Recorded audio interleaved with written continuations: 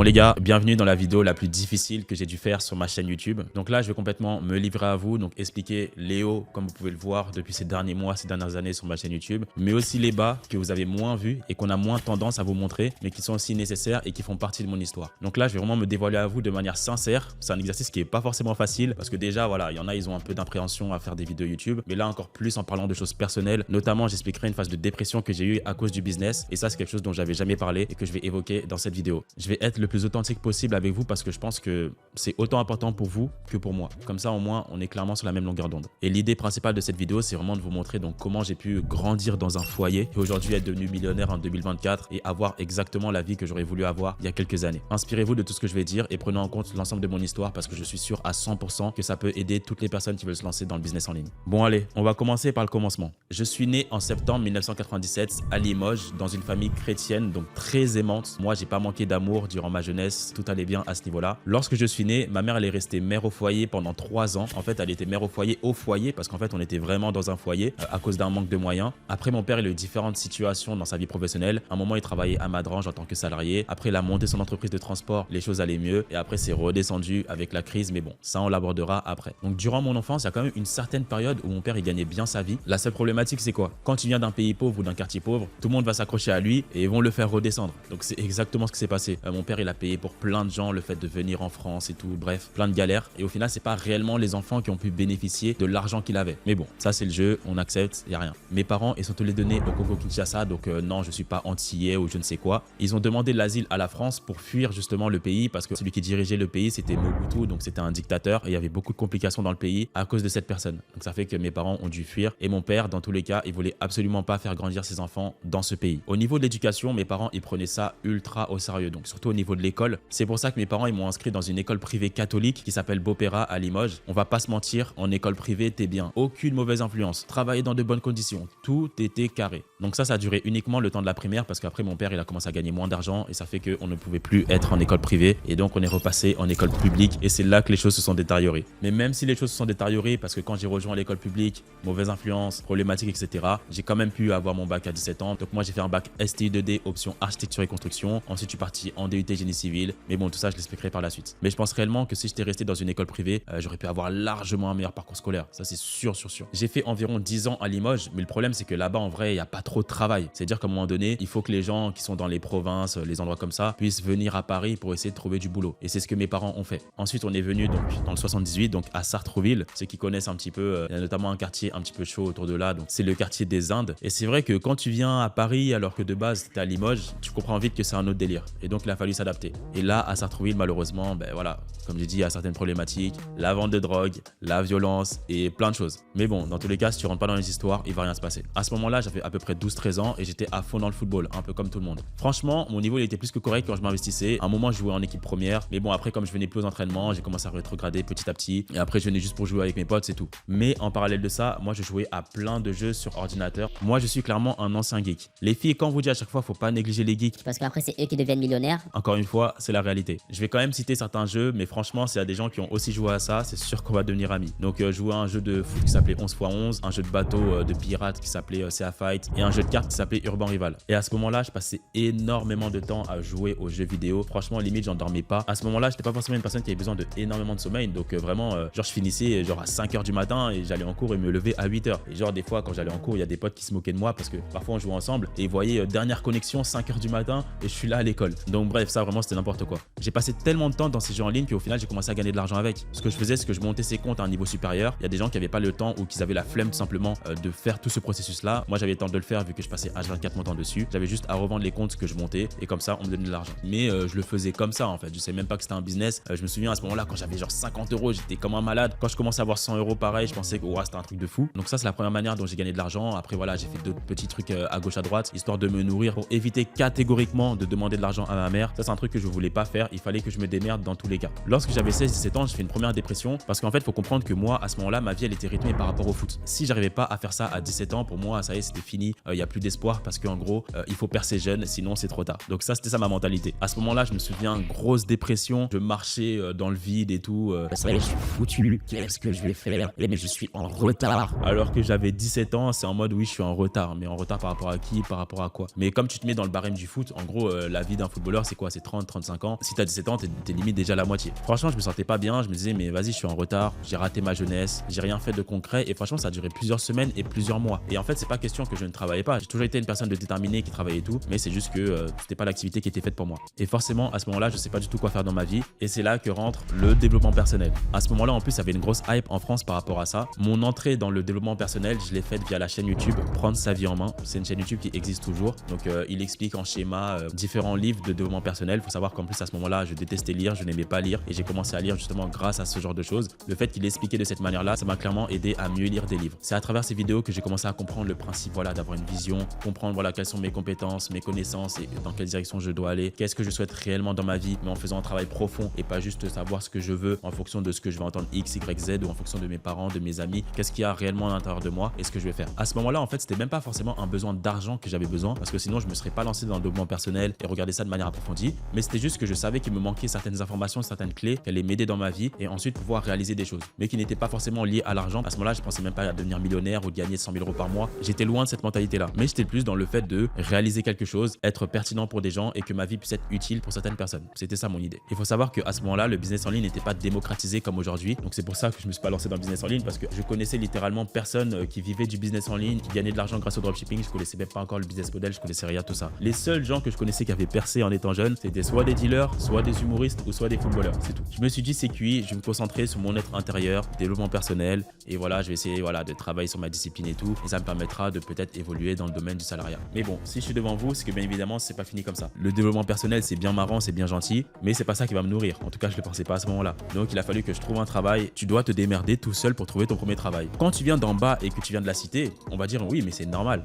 Mais en fait, non, c'est pas normal. C'est-à-dire que quand tu as 17 ans et que tu rentres dans la vie adulte, normalement, tu es censé être accompagné d'adultes. Tu n'es pas censé être tout seul. Finalement, j'ai quand même réussi à trouver un travail. Donc à Leclerc, j'étais employé de rayon. Vous savez, ceux qui mettent tout en place là au niveau des rayons. Si tu vas à Leclerc et que tu vois que tout est bien aligné, c'est grâce à des gens comme moi qui ont fait bien leur travail. Mon premier travail, je faisais du 3h du matin à 10h. C'est-à-dire que en fait, c'est mon père qui se levait genre à 2h. Il venait me déposer en voiture jusqu'au travail. Et après, lui, il redormait et il devait encore retravailler à 8h. Donc ça, c'était chaud. Et moi, je faisais du 3h, 10h. Premier travail, donc la galère. Et ce travail-là, d'employé de rayon, c'est la galère. En fait, tu travailles de manière automatique. C'est-à-dire, j'étais là, 3h, 10h. Voilà, il y a les palais qui sont là. Je fais. En fait, tu réfléchis même pas, en fait. Tu fais. En fait, limite, je me souviens avec un pote à moi, on en discutait. En fait, tellement tu travailles en automatique, en fait, tu réfléchis à ta vie. Ok, bon, aujourd'hui, je vais faire ça. Dès lors que je finis le travail, je vais faire ça. Je vais m'organiser comme ça. Et au final, t'as déjà toute ta journée qui est prête parce que t'as eu 7 heures pour réfléchir. Parce que t'as même pas besoin de réfléchir, en fait, pour ce travail. Donc, tu penses à autre chose. Et à ce moment-là, je me disais, mais vas-y, mais qu'est-ce que je vais faire? Je suis cuit, c'est fini. Comme j'ai expliqué, j'ai fait un bac STI 2D. Et ensuite, j'ai été accepté en DUT génie civil à Mantes-la-Jolie. Donc là, l'idée, à la fin de ce diplôme, c'est de devenir chef de chantier, travailler pour devenir architecte, etc. Ce diplôme-là, il se faisait sur 2 ans et en alternance. Faut savoir que ma première année, j'ai pas trouvé d'alternance malgré que j'ai tout donné, j'ai mis tous les moyens nécessaires pour le faire. Le problème aussi, c'est qu'à ce moment-là, j'avais pas le permis. Et donc, par exemple, si tu es chef de chantier ou des choses comme ça, tu dois te déplacer en voiture dans des chantiers. Tu peux pas compter sur la SNCF pour te ramener sur des chantiers à l'heure. Donc, c'est pour ça aussi que ça a compliqué les choses. Et donc, en gros, le rythme de ce cursus scolaire, c'était 2 semaines à l'école et 2 semaines au travail. Sauf que vu que moi, j'ai pas d'alternance, c'était 2 semaines à l'école et 2 semaines à la maison. Mais évidemment, je faisais pas rien et non, à ce moment-là, je jouais pas la play et tout. J'étais à fond sur le fait de trouver une alternance et aussi en parallèle, donc bien évidemment, je continuais à regarder mes vidéos de développement personnel. Et à ce moment-là, j'avais acheté donc ma première formation, donc c'était celle du youtubeur, donc prendre sa vie en main. Et j'avais acheté sa formation à peu près à 180 €. Je me souviens à ce moment-là, j'ai acheté une formation alors que je connaissais personne qui avait acheté des formations. Et encore plus à ce moment-là, c'était absolument pas démocratisé. Et je me souviens que quand j'avais acheté cette formation et je commençais à mettre ma carte bancaire et tout, dès lors que j'ai validé le paiement, quelques secondes après, j'étais mais attends, mais pourquoi je l'ai acheté en fait cette formation? Surtout que là, c'était même pas pour gagner de l'argent, c'était juste pour du développement personnel.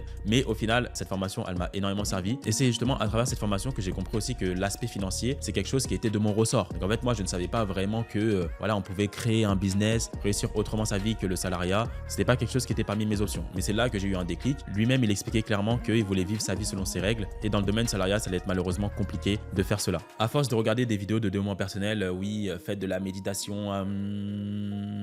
Moi, je faisais pas ça. Moi, j'ai rien fait tout ça. Moi, je lisais un petit peu des livres Réfléchissez et devenez riche. Il y avait certains aspects du développement personnel que je n'acceptais pas par rapport à ma religion chrétienne parce qu'il y a des choses quand même qui sont en désaccord et il y avait des choses que j'acceptais plus ou moins parce que ça confirmait aussi certaines croyances que j'avais déjà. Mais ça m'a quand même énormément changé et même rééduqué sur beaucoup d'aspects de ma vie. Il y a beaucoup d'éléments simples que je ne connaissais pas et au final, il fallait juste qu'on me le dise. C'est pour ça que d'ailleurs, je vous recommande énormément de lire le livre Comment se faire des amis parce que si vous voulez réussir dans la vie, même réussir dans le business, les éléments qui sont dans ce livre, ils sont clairement indispensables. Forcément, quand tu regardes des vidéos mindset, parfois c'est des chefs d'entreprise qui font des vidéos de ce type et tu commences à être targeté donc sur des vidéos business. Donc au final, moi ça a commencé comme ça. J'ai jamais tapé comment devenir riche sur internet. Oui, je suis pauvre et je veux devenir riche. Jamais. Moi, c'est juste que par pur hasard, j'étais targeté sur des vidéos de business et c'est là que tout a commencé. J'ai découvert le dropshipping, c'était environ en fin 2018 et c'était avec les vidéos de, je sais plus exactement comment il s'appelle, mais c'était avec les vidéos de Business Dynamite. Je mettrai sûrement sa chaîne. Donc c'était un des premiers en France qui parlait de dropshipping. Forcément, je suis français, je regarde des vidéos en français et j'ai commencé forcément à regarder des vidéos d'informateurs en français. Mais je sais qu'ils vont pas de formation en dropshipping. En tout cas, il en parlait par le passé. Et donc c'est via cette chaîne YouTube que j'ai commencé à me former. Moi, je vais pas vous inventer des vies, à commencer à dire Que oui,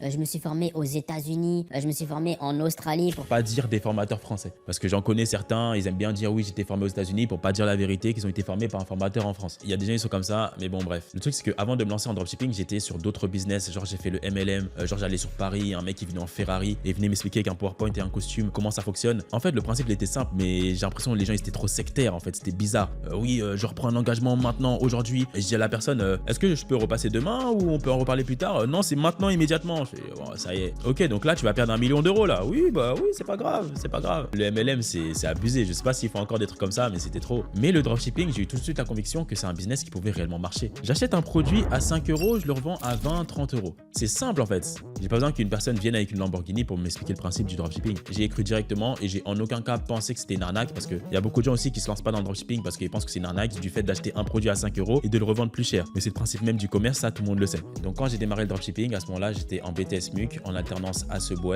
et je gagnais 500 euros par mois et j'habitais chez mes parents. Donc j'ai pas de loyer à payer et j'étais pas quelqu'un de dépensier. Je me souviens qu'à ce moment-là, j'avais pas beaucoup de vêtements. Je voulais pas forcément en acheter parce que ça allait me faire dépenser de l'argent. Au lieu de dépenser de l'argent dans mes testings en dropshipping, j'allais dépenser de l'argent sur des habits, ça sert à rien. Moi, on pouvait me vanner par rapport à mes vêtements, dire X, Y, Z. En fait, genre, j'étais tellement matrixé à ce moment-là que en fait, je m'en foutais complètement de ce que les gens disent. Et moi, j'étais fixé sur mon objectif, ok, développement personnel et business. C'est pour ça que les 500 euros par mois que je gagnais à Sebeau, je les mettais directement dans le drop. Donc, j'ai connu le dropshipping en fin 2018, mais je me suis réellement lancé début 2019. Et ça, je pense qu'il y a beaucoup de gens qui font ça. Voilà, tu découvres une opportunité, au final, tu dors, tu laisses passer cette opportunité et tu reviens quelques mois plus tard. Moi, c'est exactement ce que j'ai fait. J'avais vu la vidéo de Business Dynamique, ok, et ensuite, qu'est-ce qu'il faut faire? Je sais pas. Je reviens quelques mois plus tard, début 2019, et là, j'ouvre mon premier site en dropshipping. C'est le tout début d'une longue série d'ouverture de sites. La première boutique que j'ai lancée, c'était une coque pour téléphone. Franchement, je me souviens plus pourquoi je lançais ce produit-là. À ce moment-là, je crois c'est parce que ça avait un petit peu de buzz et tout, mais je sais même plus comment j'ai effectué ma recherche de produits pour faire ça. Et par contre, ce dont je me souviens, c'est que le site, il était vraiment éclaté et j'avais dépensé plus de 200 euros sans résultat. Ah, ça, perdre de l'argent comme ça fait mal. Aujourd'hui, ça me fait rien de perdre de l'argent, même perdre des grosses sommes, même des sommes à 6 chiffres, ça me dérange pas. Mais à ce moment-là, perdre 200 euros alors que j'en gagne 500 et que j'avais jamais connu en fait ce sentiment de perte d'argent,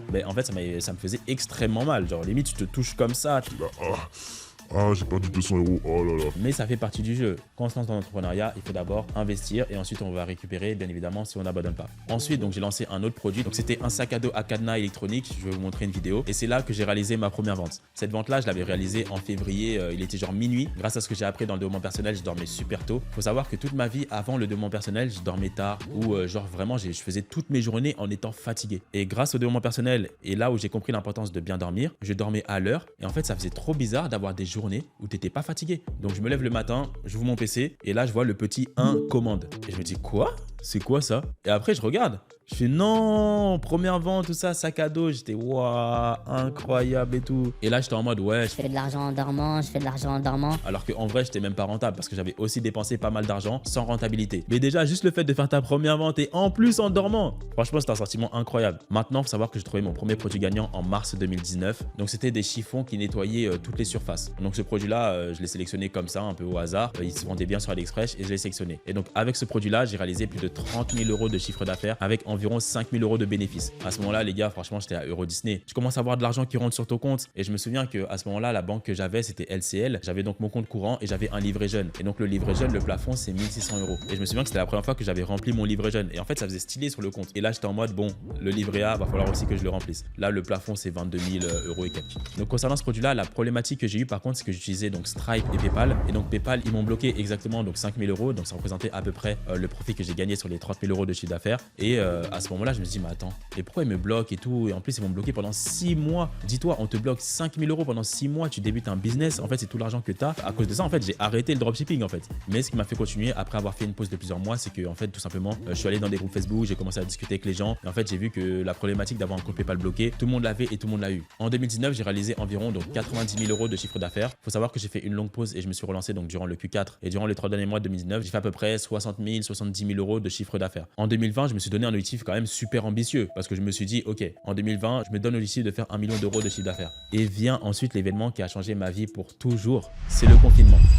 Dès lundi et jusqu'à nouvel ordre, les crèches, les écoles, les collèges, les lycées et les universités seront fermés. Donc ça, c'était une période vraiment pour les e-commerçants et pour le business en ligne de manière générale qui était complètement incroyable. Tout le monde était confiné à la maison, tout le monde était en panique et tous les Français donc se distrayaient de manière générale donc sur Internet et achetaient aussi plus de produits en ligne. Il y avait des gens qui n'avaient jamais acheté de produits en ligne et là, ils ont dû le faire à cause du confinement. Et donc vraiment, ça fait exploser le business de toutes les personnes qui étaient dans le business en ligne. Et juste avant le confinement, j'étais en période de testing et à ce moment-là, j'avais testé 2 produits en même temps. Donc il y avait un correcteur de posture, donc voilà, qui permettait voilà de remettre sa posture et il y avait aussi donc des sandales orthopédiques. À ce moment-là, donc les 2 produits ils étaient rentables, mais les sandales orthopédiques fonctionnaient beaucoup mieux. J'avais fait à peu près 700 € en un jour et 300 € en un jour avec le correcteur de posture. Donc j'avais dépensé environ 200 € et j'ai fait 1000 € de chiffre d'affaires le jour 1. Donc incroyable. Et après j'hésite. Donc je me dis est-ce que je continue sur les 2? Est-ce que je fais uniquement un produit? Et je me suis dit ok, je vais me focus uniquement sur les sandales orthopédiques. Faut savoir que c'est un produit en tout cas à l'époque qui était extrêmement gagnant en e-commerce, en dropshipping. Moi je le savais pas, je l'ai testé par hasard. Et en plus de ça, j'avais la force du confinement.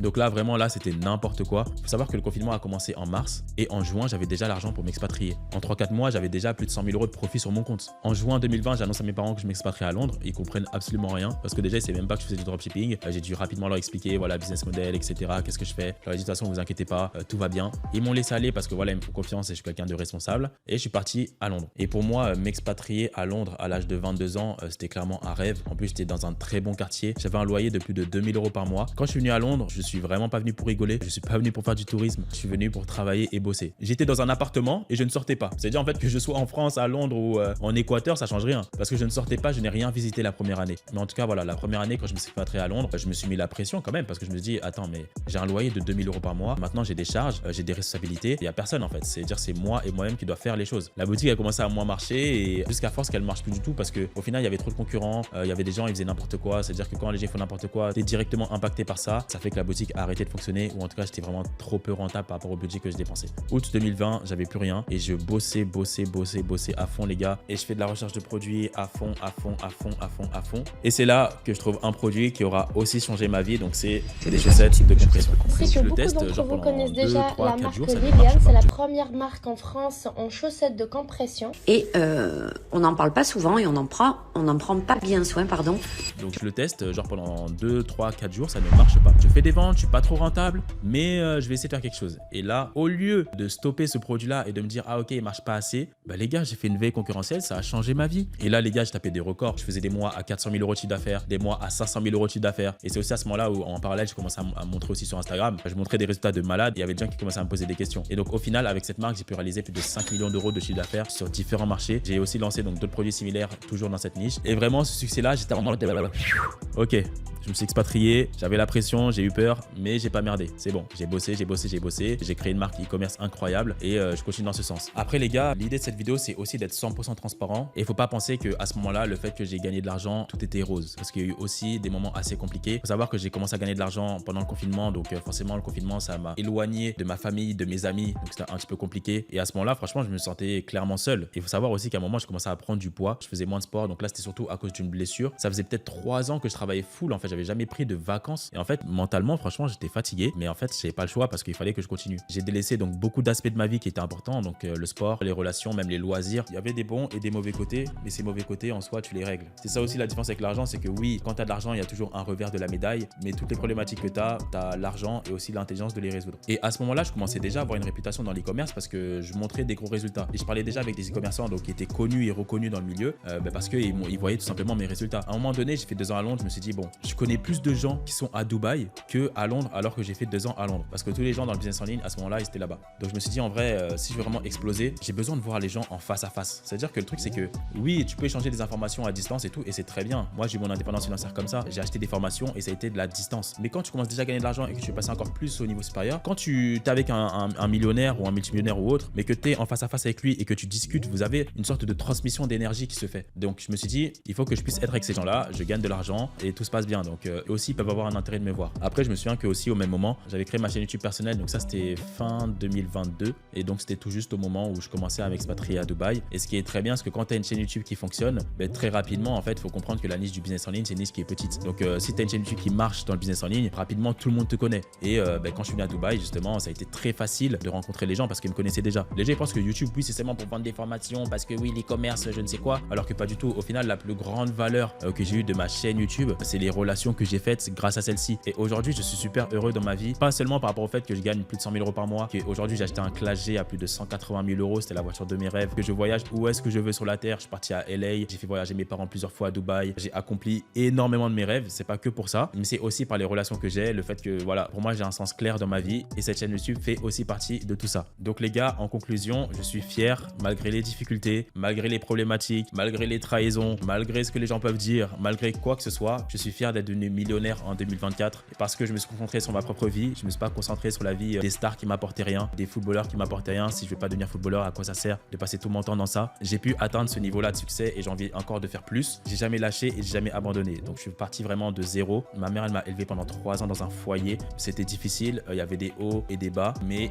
il faut jamais abandonner, jamais lâcher, toujours persévérer. Prenez des risques, faites des choses, testez des choses, allez parler aux gens, sortez de votre environnement, ne soyez pas dans les clichés. Par exemple, je sais pas, je suis noir, dès lors que j'ai de l'argent, je suis obligé d'être en mode ouais, rappeur, tout ça, ghetto. Ben non, t'es pas obligé d'être dans les clichés, dans les a priori, il faut juste essayer, faire des choses et c'est comme ça que ça va marcher. Bon les gars, j'espère que j'ai plus ou moins réussi cet exercice. C'est jamais facile de se confier, de se livrer, de dire ce qu'il y a dans son cœur, mais c'est chose faite. Dans tous les cas, c'est quelque chose que je vais encore plus faire par la suite parce que voilà, au-delà des vidéos en e-commerce, j'ai vraiment envie de motiver un grand nombre de personnes à se lancer dans le business en ligne et à tout simplement se dépasser dans sa vie de manière globale sur tous les aspects de sa vie. Parce que moi-même, je vous ai dit, j'ai négligé certains aspects de ma vie, ça m'a posé quelques problèmes et c'est des choses maintenant que je maîtrise bien et que j'aimerais aussi enseigner sur ma chaîne. Donc j'évoquerai prochainement tous ces sujets. Imprégnez-vous les gars de cette histoire et lâchez rien.